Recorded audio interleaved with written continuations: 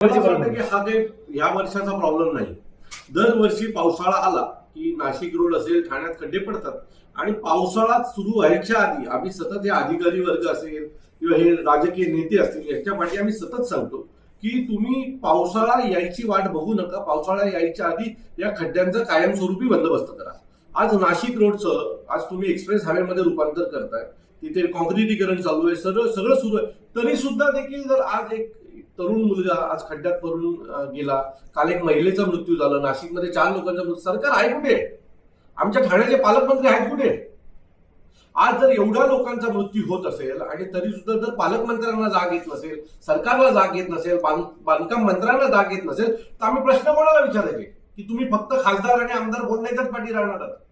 आज जी काही भिवंडी रोडची परिस्थिती आहे, तुम्ही भिवंडी वाडा रोडला गेलात तर लोक बोटी घेऊन तिथे आंदोलन करतात, पण तरी सुद्धा जर प्रशासनाला जाग येत नाही आणि हा वर्षानुवर्षात लोकांचा हा प्रश्न आहे. माझं नितीन गडकरींना विनंती आहे, तुम्ही मागे म्हटला होता की भारतातले रस्ते अमेरिकेसारखे बनवणार. अहो, श्रीलंकेसारखे बनवा पहिले. अमेरिका खूप लांब राहिली. दरवर्षी पावसाळा आला की खड्ड्यांमध्ये किती कोटीचे टेंडर निघाले माहितीये का? आज काहीशे कोटींचं टेंडर खड्डे बुजवण्याचं निघालंय, तरी जर खड्डे बुजत नसतील, तरी जर लोक खड्ड्यात पडून मरत असतील तर हे टेंडर काढतात आणि त्यातनं कामं करतात की डायरेक्ट पैसे वसूल करून घरी घेऊन जातात. आमचा आरोप आहे की ज्याला हे टेंडर मिळालंय त्याने की नक्की काम करतो की नाही खड्डे बुजवायचं. कारण जर नाशिक ठाण्याला जर तुम्ही ठाण्यापासून पाहाल तर पोलीसवाले खड्डे बुजवतात, मग ज्याला टेंडर मिळालं तो काय करतोय? सो असे अनेक प्रश्न आमच्या समोर आहेत. आमचे पालकमंत्री गायब आहेत. ठाण्यात एवढे प्रश्न आहेत, त्याच्यावर कुठेही आमचे पालकमंत्री बोलताना दिसत नाहीये. तुम्ही खूप मोठे व्हा, पण तुम्ही मोठे होताना ज्या लोकांनी तुम्हाला मोठं केलंय त्यांना विसरू नका ना. आज ती लोक जर रस्त्यात पडून मरणार असतील तर मला असं वाटतं याच्यापेक्षा दुर्भाग्याची बाब ही ठाण्यासाठी नसेल. माझी विनंती आहे सर्व प्रशासनाला की ताबडतोब आता गणपती येत आहेत, दहीहंडी सुरू होईल, यातून एखादा बाळ गोपाळ जाऊ नये, एखादा गणेश भक्त जाऊ नये, याची तरी आता काळजी घ्यावी, एवढीच माझी प्रशासनाला आणि राजकीय नेत्यांना विनंती. नितीन गडकरी अनेक रस्ते ब्रिजेस बांधतायत, चांगले क्वालिटीचे, मात्र असं असताना देखील तुम्ही भ्रमात आहात. जेवढे रस्ते बांधले गेलेत ना, तुम्हाला मी सांगतो, समृद्धी महामार्ग बांधला गेला त्याला टोल आहे.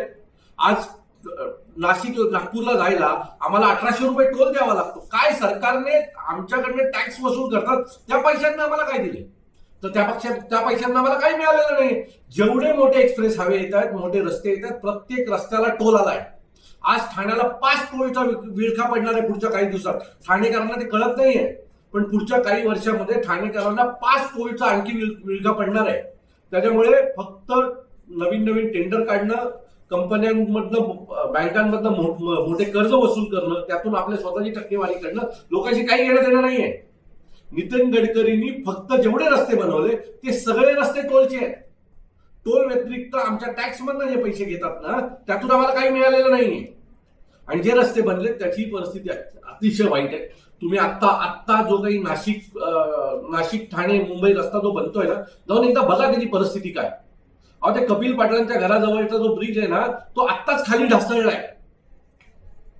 सो असे जर कामं तुम्ही करणार असाल, असे जर तुम्ही रस्ते बनवणार असाल तर लोकांचा मृत्यू अटल आहे आणि राजकीय नेत्यांना आणि अधिकाऱ्यांना उद्या विसरून जातील, कोणी प्रश्न विचारणार नाही. त्यामुळे जोपर्यंत पुढचा कोणी माणूस मरत नाही तोपर्यंत आता आम्ही शांत बसणार आहोत. त्यामुळे काही अपेक्षा नाहीयेत. फक्त एवढंच की जे टेंडर खड्डे बुजवण्याचे जे काही मोठे टेंडर निघाले काही कोटींचे, त्याचं नक्की होतंय का, त्याचे पैसे कोणी खाल्ले, याच्याकडे आता लक्ष देणं खूप गरजेचं आहे.